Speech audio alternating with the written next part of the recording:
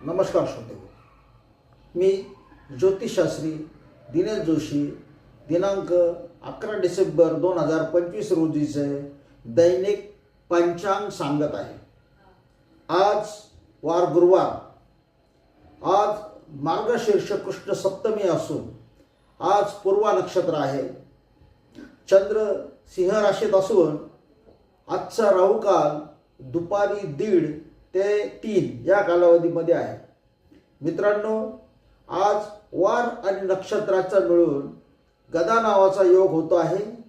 त्याचे फल क्षय आहे.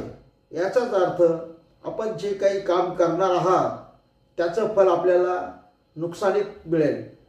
एकंदरीतच आपल्याला आजचा दिवस चांगला नाही.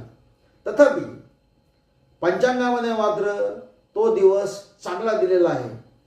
लक्षात घ्या, हा दिवस चांगला आहे.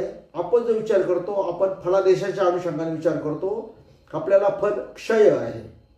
त्याच्यामुळे काही कार्यासाठी आपण तो दिवस सांभाळावा.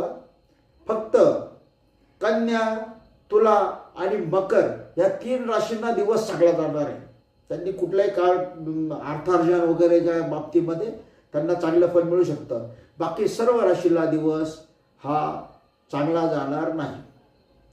सर्वांनी राहुकाल दुपारी 1:30 ते 3 या कालावधीमध्ये स्वतःला सांभाळावे. शुभ काम करू नये.